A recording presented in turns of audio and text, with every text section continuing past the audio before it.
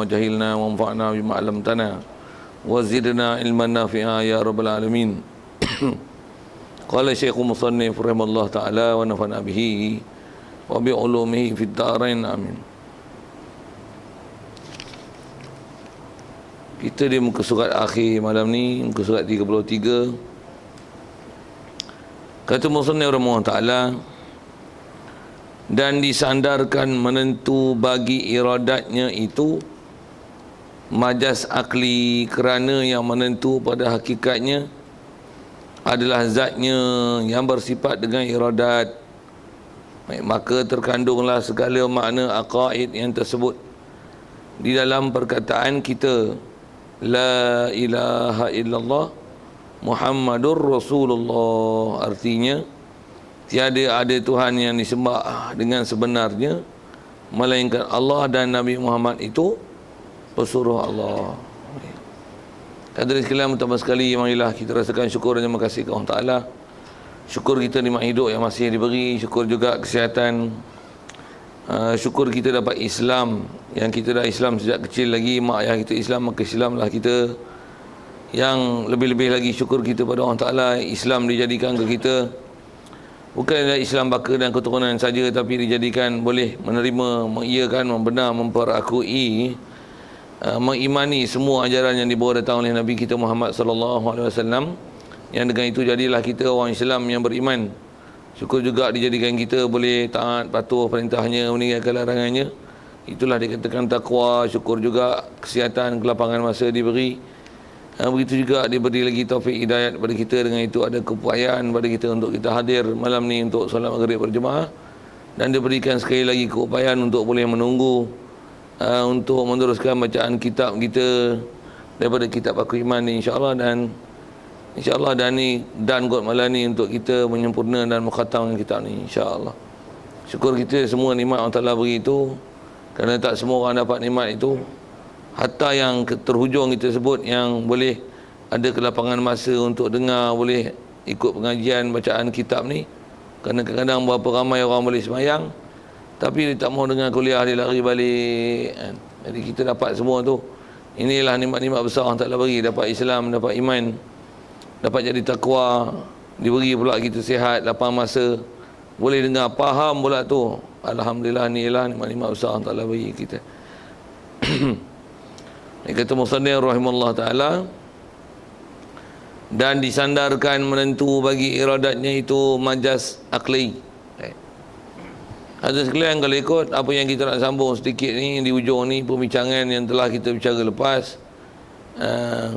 sedikit istilah dia sebut tentang istilah majas akli, yang dia kata menentukan, kita sandarkan menentu, Allah Ta'ala menentu segala perkara ni adalah dengan iradatnya. Perkataan itu adalah majas akli.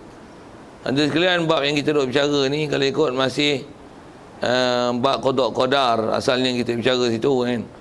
Kalau kita dah bicara takrif apa dia qada, apa dia qadar, mengikut apa asal orang Melayu guna macam mana, mengikut Abu Hasan Asy'ari macam mana takrifan dia, mengikut Abu Mansur Maturidi macam mana juga kita dah bicara. Dan dengan penggunaan Melayu ni, saya disebut dengan istilah kita adalah Asyridi, kita adalah Asy'ari campur Maturidi. Pasal apa? Mengikut Abu Hasan Asy'ari dari sudut mengatakan bahawasanya yang azali itu adalah iradat, tapi mengatakan bahawasanya azali itu adalah takdir, itu adalah kaedah Abu Mansur Maturidi. Tapi Abu Mansur Maturidi tak mengatakan bahawasanya yang azali itu adalah ta'alluq iradat, tapi dia adalah ta'alluq ilmu. Jadi ada kita bicara dah itu dengan permasalahan itu. Cuma ingat tak ingat, faham tak faham, hadir tak hadir hari itu saja. Saya selalu ngajar, saya sebut itu tuan-tuan. Pasal saya ngaji, tutup guru saya antara yang ngajar ni selalu disebut itu. Pasal kita mengaji ni bukan benda main-main. Ngaji ni pula ngaji akidah. Ni pun kalau diizinkan khatam malam-malam ni, kalau saya dah baca dah habis. Kalau mati tengah jalan lagi, tuan-tuan sambung sikitlah bahasa-bahasa gitu kan. Jadi kita belajar ni, belajar akidah tuan, yang asal Nabi-Nabi Rasul, khususnya Nabi kita Muhammad sallallahu alaihi wasallam datang dengan bawa risalah ni. Yang inilah sebab bahagia dan celaka seseorang. Dengar ayat tu. Itulah sebab bahagia dan celaka seseorang. Bahagia dia dengan dia dengar, dia faham, ambil, dan maklumat tu dia pakai sampai ke akhir hayat dia, hidup mati dia di atas akidah La ilaha illallah Muhammadur Rasulullah. Memang dia nak sebut yang semua perbicaraan tu terhimpun dan terkandung dan tersimpul dalam kalimah La ilaha illallah Muhammadur Rasulullah. Cuma kat kita ni, tambah akhir-akhir zaman ni, kita buat ilmu macam ni macam tak peduli lah, macam tak belajar pun tak apa, belajar pun tak apa. Waduh, steam. Pengajian pun tengok makin lama makin jauh ni. Dulu tengok duduk dekat-dekat je. Tuan-tuan gelak tu faham, ubah main duduk depan. Tak, saya serius-serius juga tu. Lawak-lawak je kan. Dulu rasanya kita duduk ni, tambah mula-mula saya datang dulu, saya rasa dia tak duduk macam ni. Kot geng yang duduk depan tu dah pindah ke mati habis kot. Geng yang ada ni semua geng di duduk belakang. Jadi dia orang tak mengisi ruang depan tu. Pula tu kadang-kadang dia ada konsep macam ni, mana aku dah duduk, situlah aku duduk, aku tak ubah lah. Nanti malaikat bagi ilmu, aku pindah, orang lain pula dapat. Macam tu kot. Tak ada fahaman macam tu, tak ada. Sini tak ada fahaman macam tu. Ada sesat, saya nak sebut itu. Tak ada dia ajar kaedah itu. Pasal ada tuan setengah orang dia kata aku dah duduk sini lah, istiqamah. Tambah pula dia bagi alasan Tok Guru pula. Tok Guru kata dah duduk satu tempat, istiqamah duduk situ, jangan duk ubah lah. Nanti malaikat datang, kebetulan hari itu hari nak bagi ilmu, itu aku duduk tempat lain, orang lain yang duduk, orang lain yang dapat ilmu, aku tak dapat lah. Pahaman tu tuan-tuan dapat sesat. Tak ada kaedah kita gitu. Bahkan kaedah yang masyhur dengan kaedah Ahlussunnah wal Jamaah, mana ada tempat kosong isi, macam mana kita buat soft. Katalah selalu duduk soft belakang, habis soft depan kosong, takkan nak duduk soft kosong juga. Nak biarkan soft depan kosong, mestilah orang depan diisi ya. Yang belakang tu marilah ke depan. Betul? Setuju? Setuju mari ke depan. Tolong ganjak sikit tuan-tuan boleh tak? Tuan-tuan ganjak selangkah tu 10 pahala, hapus 10 dosa, naik 10 martabat. Beriman tak percaya sudah. InsyaAllah. Okey. Saja sebut batu sikit insyaAllah. Benda tu lawak-lawak je tuan-tuan. Cuma saya ada sebut juga, hari tu pun saya ada sindir tu rasanya. Melainkan tuan-tuan yang memang ada sakit belakang, tuan-tuan duduk je gitu lagi, silap lagi, telentang, gelepuk gitu. Itu silakanlah, teruskanlah dengan penyakit yang ada tuan-tuan. Mudah-mudahan Allah Ta'ala sembuhkan penyakit tuan-tuan tu, supaya tak terlentang. Macam tu sikit. Saya sindir-sindir juga tu. Kalau agak rasa tajam silakan. Pasal saya tengok memang ada yang uzur pun, yang memang dia perlukan bersandar. Saya faham. Tapi tengok macam muda-muda lagi pun, rambut pun hitam lagi, tak terus uban. Main nyandar ni lain cerita ni. Okey, sikit. Pasal kita kadang-kadang kena berputih tuan-tuan, tak boleh cara melawak, cara kasar. Kena juga. Kadang-kadang nak berputih tu pun bukan nanti maksiat, bukan nanti dosa, tapi dia membetulkan ke arah kesempurnaan. Kena berputih juga. Sikit saya sebut tentang masalah kena, kalau nak kesempurnaan pun kena berputih. Katalah macam ni, tuan-tuan pakai butang baju ni baju lah butang, tapi butang tu kan tersilap sikit kan, dia jadi gitu. Sah tak pakai baju? Sah tak tutup aurat? Elok tak? Orang tegur tak? Kenapa? Tegur padahal bukan haram pun. Jawab. Untuk mendapat kesempurnaan. Yes, like. Setuju? Okey, setuju. Tuan-tuan dah bergerak. Terima kasih pahala besar tu tuan-tuan. Setan pun menangis dia malam ni. Okey. Tapi ada juga yang masih macam ikut setan tu, ada juga. Tapi sebut begitulah ayatnya. Tapi bukan orang sini lah, orang Afrika. Okey, baik. Sini-sini tu sambil-sambil tuan-tuan. Baik. Jadi kita nak bicara ni sedikit lagi masih dalam bab qada qadar yang saya sebut-sebut tu. Kalau ikut pelajaran lepas, cuma pelajaran tu memang agak heavy sikit. Heavy dari sudut nak mengenal satu-satu dengan perincian kan. Siapa dia Abu Hasan Asy'ari, bukan siapa dia, apa dia pendapat Abu Hasan Asy'ari, mengikut kaedah mendefinisikan apa dia qada dan qadar, apa dia Abu Mansur Maturidi punya kaedah kan. Lepas tu yang Melayu selalu duk pakai macam mana. Lepas tu juga kita dah bahas dulu mengikut kaedah Ahlussunnah wal Jamaah, nak kata qada qadar tu hak mana, hak azali tu qada ke, kata hak azali tu qadar ke, dan juga saya dah kombinasikan. Memang kalau saya ngaji dulu pun ada guru yang ajar gini, dia terus ajarkan Qada qadar ni mengikut dua-dua kaedah Asy'ari dan Maturidi yang kata wajib i'tiqad bahawasanya apa nak berlaku tu adalah mesti apa yang berlaku pada kita atas nama qada qadar tu Allah Taala dah tentu, dan disebab tentu tu satu hal, bahkan semua dalam ilmu dia wajib i'tiqad apa nak berlaku ni semua dalam ilmu Allah Taala. Wajib juga i'tiqad apa yang nak berlaku ni semua Allah Taala yang tentu. Saya dah combine kan dua sekali tu, Abu Hasan Asy'ari dan Abu Mansur Maturidi. Dari sudut yang kata yang azali itu, adakah dia takluk ilmu ataupun takluk iradat. Dari segi melaksana, memang melaksana mesti takluk kudrat. Ada sedikit bahasa-bahasa macam tu. Baik, jadi kalau antara yang kita dah bicara dulu, khususnya mengikut Abu Hasan Asy'ari yang kita duk pakai kata Allah Ta'ala dah tentu azali lagi, kan? Apa yang berlaku kat kita malam ni? Siapa yang duduk depan, siapa duduk belakang, siapa yang ganjak, siapa tak berganjak, siapa yang hadir, siapa tak hadir, Allah Ta'ala dah tentu azali lagi, betul? Kalau kata Allah Ta'ala tentu azali itu satu hal, kan? Okey, pasal kita intikad Allah Ta'ala menentu. Kadang-kadang kita tak guna bahasa menentu, tapi kita kata semua ni telah ditentukan oleh iradat Allah Ta'ala. Kita kata yang menentu tu apa? Iradat Allah. Iradat Allah Ta'ala yang tentu. Kita tak gunakan bahasa Allah menentu. Yang tu dia nak bahas tu.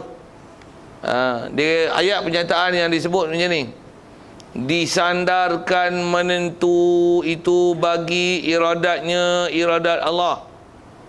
Kita sebut dengan ayat begitu adalah majaz akli. Dia sebut satu kaedah bahasa dan format bahasa. Tuan-tuan besar istilah, faham istilah majaz akli ni, faedah besar tuan-tuan. Pasal apa? Pasal yang ni hidup kita harian.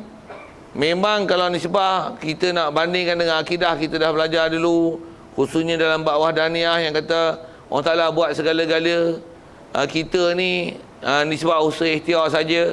Usaha kita tak beri bekas, ikhtiar kita tak beri bekas, bahkan memberikan mudarat manfaat, segala-galanya ialah Allah yang tentu segala-galanya.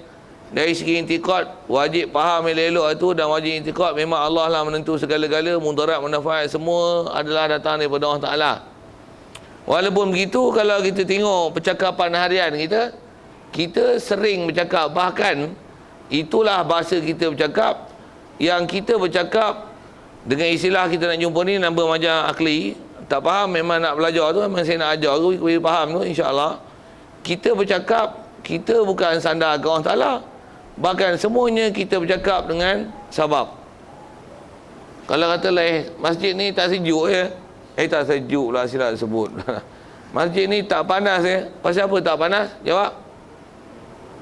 Ada aircon. Ada aircon ke Allah Ta'ala bagi sejuk? Jawab.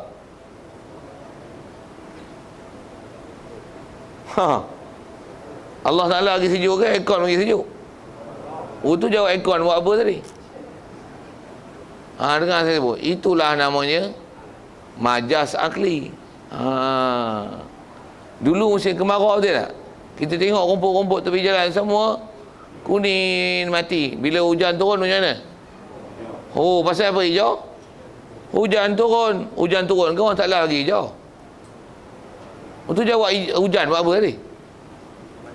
Majaz akli. Majaz akli. Tuan-tuan mengaji faham. Betul? Antara faham tu pasal dengar penjelasan yang jelas, betul? Ustaz pula dia suruh duduk depan, tak lagi dia jekahnya, dia tanyanya, boleh faham tak? Pasal apa boleh faham? Saya kena jekah, pasal dengar penjelasan kan. Siapa bagi faham? Tadi kata dengar pasal penjelasan, faham pasal ustaz bagi penjelasan jelas. Penjelasan jelas bagi faham ke Allah bagi faham? Itu duk sebut penjelasan tu majaz akli. Tuan-tuan balik ni lapar lagi. Macam mana nak gila lapar? Makan nasi, alhamdulillah kenyang. Pasal apa kenyang?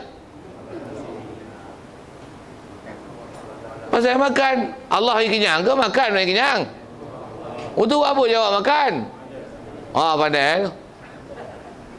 Tu dia kata pandai. Cuma majaz akli tu faham ke? Belajar elok-elok. Bagi sebab nak faham. Ni usaha ikhtiar kita nak faham. Ada catat. Majaz akli ni apa? Pertama, dia ada dua perkataan tu, majaz dan akli. Majaz ni kalau istilah, kalau kita belajar khusus tuan-tuan, istilah ni kalau dalam ilmu Arab, belajar dalam ilmu namanya ilmu balaghah, ilmu kaedah penyampaian. Dan kita belajar bab majaz ni dalam bab ilmu bayan. Apa pula tu majaz bayan? Dengar je lah saya sebut tu. Saja tuan-tuan tak faham pun dengar yang saya khabar. Maksudnya di sebuah ilmu tuan-tuan kena faham hak tu, ambil pada ilmu situ. Baik. Cuma faham majaz dulu. Majaz ni apa? Majaz ni ialah mana-mana perkataan yang kita sebut yang dia tak pakai di atas makna asal. Bahkan makna asal tu tak dipakai, dipalingkan makna asal kepada makna lain.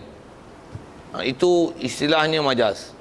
Mana-mana kalimah yang kita sebut, dia ada makna asal, tapi makna asal tu tak dipakai. Disebut makna kalimah tu, dia ada makna asal, tapi maksud perkataan itu adalah diertikan dengan maksud yang lain daripada asal. Kita gunakan makna yang lain pada asal pun kerana ada pasal, ada sebab. Istilah balaghahnya dia panggil ada qarinah. Kerana itulah dipakaikan makna lain. Kerana ada penunjuk yang boleh menunjukkan makna asal tu tak dipakai, bahkan dipakai dengan makna lain. Umumnya itulah maksud majaz. Boleh faham tak definisi itu? Tak faham? Saya buat misal hari ni. Kita yang mengaji ni duduk depan kumbang, bunga duduk dalam tirai. Kumbang faham tak? Kumbang ni serangga kumbang asal serangga. Tu saya sebut kumbang tu serangga. Apa? Itulah majaz. Pasal apa jadi majaz? Syarah sikit. Kumbang ada makna asal, maksudnya serangga, kaki 6. Kumbang tanduk ke, kumbang ladybird ke, tak kira lah kumbang. Tapi ini kumbang bukan makna kumbang. Kumbang dengan mana? Orang lelaki bujang ke, yang dah kahwin ke, yang dah dudek ke, yang dah nak mati ke, tak kira lah. Yang duduk depan ke, duduk belakang ke, tak kira lah. Saja saya syarah sikit kot tu. Okey. Siapa nak terasa lagi sekali, padang yang muka. Apa cerita ni? Okey, kumbang muda ke, kumbang tua ke, kumbang tak mau faham ke, kumbang UMNO ke, kumbang empat tak kira ke. Tapi kumbang tu maksudnya orang lelaki. Bunga sampai bunga. Macam mana boleh faham ke perempuan pula? Itulah majaz. Majaz. Kenapa pakai yang itu? Itulah bahasa. Dan bahasa itu ialah memang bahasa Malaysia kita ada kaedah macam tu. Cuma Arab ada kaedah Arab dan ada pengistilahan Arab. Kalau orang Melayu yang tu dipanggil apa? Kumbang dengan mana orang lelaki, bunga dengan mana orang perempuan, itu dipanggil apa? Perumpamaan, kiasan. Ganti nama. Bukan. Ganti nama memang tidak. Kiasan, dia satu kata kiasan. Bahasa mudahnya disebut satu kata kiasan. Masuk bahasa kata kiasan ni, kata satu perkataan yang dia ada makna asal, tapi itu bukan maksud dia. Katalah kita kata ada satu orang yang kita tak kenal masuk dalam masjid kita. Lepas tu kita tengok, kita kata apa? Dia ni macam rosa masuk kampung. Mana rosa? Ya Allah. Tak faham yang tu perumpamaan, peribahasa Melayu. Lebih kurang gitulah. Jadi macam mana pun peribahasa, perumpamaan, kata kiasan ni, Arab dia ada istilah dia. Cuma saya nak fahamkan tu majaz saya dulu. Tu majaz. Dan majaz ni kalau kita belajar ilmu balaghah, macam-macam majaz ada. Ada majaz isti'arah, ada majaz mursal, ada majaz akli. Kita nak sebut ni majaz akli. Saya nak sebut macam-macam tu, sebut pilah sekali lalu, sekadar untuk dengar. Faham tak faham, tuan-tuan boleh faham, sangat bagus. Tapi untuk faham betul-betul kena upgrade lah ilmu. Mana Acik ngaji main-main tak? Macam itulah saya nak sebut. Baik. Ada satu majaz, nama dia majaz isti'arah. Isti'arah. Apa dia majaz isti'arah ni? Majaz isti'arah ialah kata kiasan yang kalimah asal dia ada makna asal, tapi kita tukar pada makna lain. dan tukar kepada makna lain ni, makna asal dengan makna lain tu dia mesti ada hubungan. Kalau hubung kait dia tu adalah berbentuk perumpamaan, berbentuk tashbih. Kalau bahasa Arab sebut tashbih, bahasa Arab panggil perumpamaan. Kita umpamakan sesuatu dengan sesuatu. Misalnya kumbang tadi untuk orang lelaki, bunga ni orang perempuan. Dia ada unsur penyamaan dari segi sudut kumbang dan bunga ni. Kumbang biasanya cari bunga, bunga ni cantik menawan. Perempuan lelaki biasanya cantik menawan ni dibahasakan ke perempuan. Bila ada unsur-unsur penyerupaan macam ni, yang ni dipanggil alaqah musyabahah. Maksudnya hubung kait antara makna asal dengan makna yang dipakai di lain, yang dipakai dengan makna lain itu, hubung kait dia ialah perumpamaan, penyerupaan dengan sesuatu. Yang ni dipanggil majaz isti'arah. Saya sebut kumbang bunga sedikit. Kalau saya kata peribahasa Melayu, rusa masuk kampung, masih istilahnya isti'arah. Pasal bukan rusa tu orang, tapi sebut rusa. Pasal apa kata rusa masuk kampung? Dia tak boleh mensesuaikan diri dan perak dan jakun macam panda main Malaysia. Alright. Kena aircon tu kan. Tu kona sikit. Tapi panda tu Malaysia tak guna panda lah. Cuma orang, tapi orang Terengganu pakai lama lah panda. Mu panda, mu tak pandai, aku panda. Tu pakai. Tak faham sudah. Faham tak saya tu? Tuan-tuan biasa ikut kuliah Ustaz Zaidrul faham lah tu. Tak faham juga, biar lah dia. Ni kata ngaji sambil-sambil tu, ada benda sambil-sambil boleh dipaham. Nak faham macam isyarat. Kalau saya kata dia buat kerja macam lipas kudung, lipas ke dia tu? Bukan. Apa? Tak mana sama dia tu. Tangkelan kabut, tergesa-gesa, habis bertabur, habis barang. Kan tu. Lipas bila kudung kaki satu macam mana? Kelang kabut buat kerja macam lipas kudung.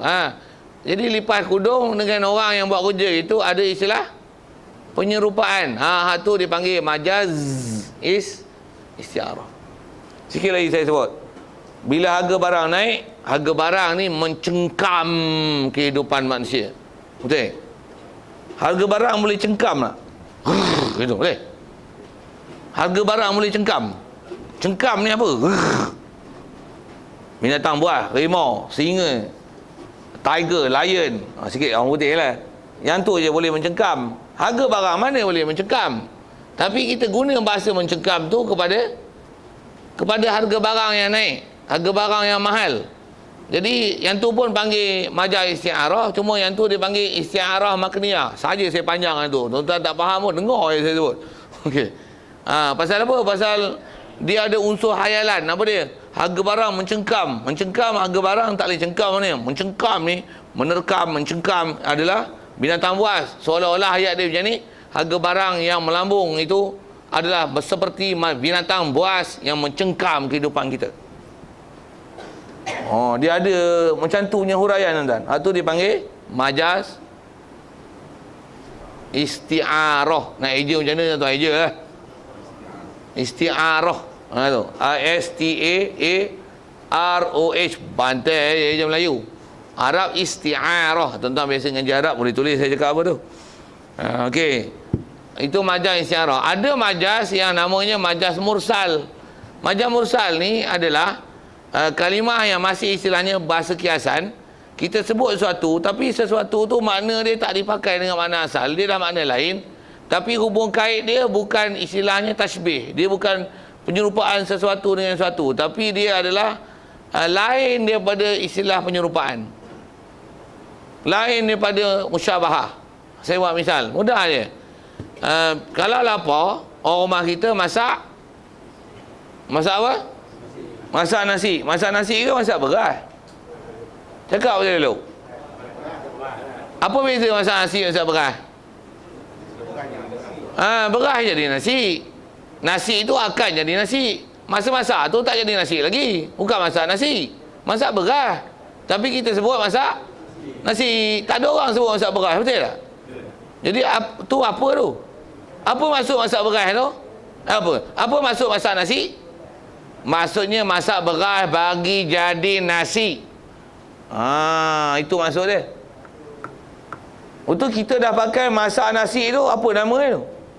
Majaz mursal. Sebut nasi, maksudnya beras. Cuma nasi ni apa? Apa hubungan nasi dengan beras? Nasi ialah perkara yang akan datang. Dia akan jadi nasi. Dia akan jadi nasi. Sepatutnya kena sebut apa? Masak beras. Tapi kita dah jadi bahasa, kita tak pelik dengan bahasa tu, dan kita faham. Maksud masak nasi tu, ambil beras basuh tanak. Apa? Tak nak masak tu. Masaklah. Lah ni tak nak dah pun. Dulu tak nak tu. Lah ni tak ada. Masaklah. Tak ada apa. Tekan je. Yang tu dipanggil majaz mursal. Pasal apa? Pasal bukan maksudnya masak nasi. Itu nasi yang dimasak. Tapi masak tu beras. Tapi supaya jadi nasi. Hubung kait makna beras dengan nasi itu ialah nasi ini benda yang akan jadi.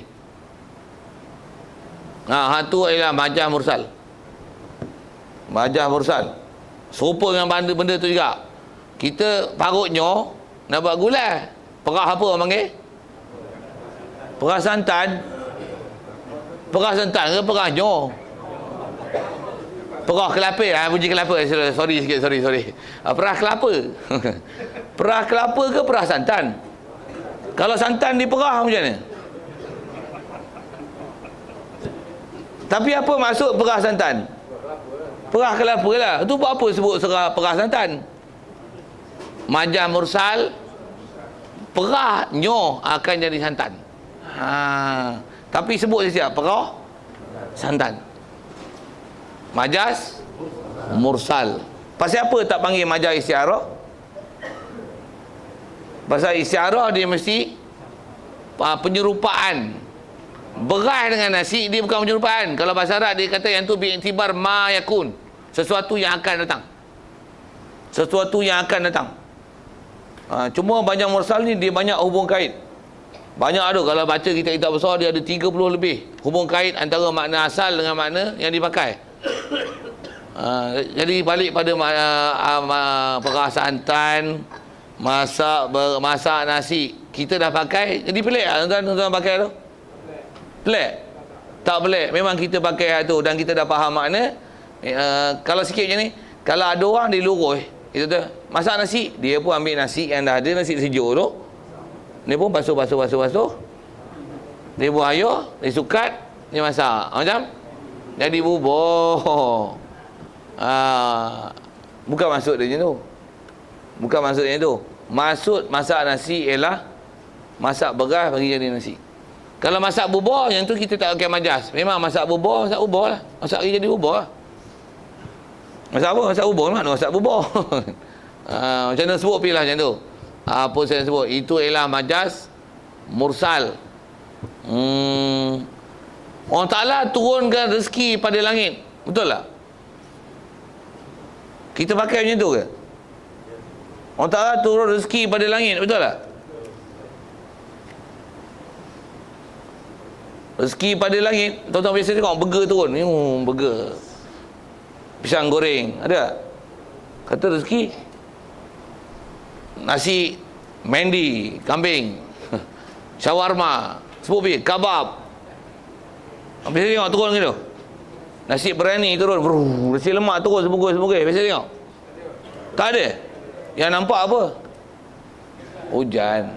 Itu pasal apa kata rezeki pada langit? Hujan adalah sabab rezeki. Sebut musabab. Maksudnya sabab. Hujan turun pada langit. Bukan rezeki turun pada langit. Tapi sebut rezeki pada langit. Pasal apa? Rezeki itu musabab. Hujan adalah sabab.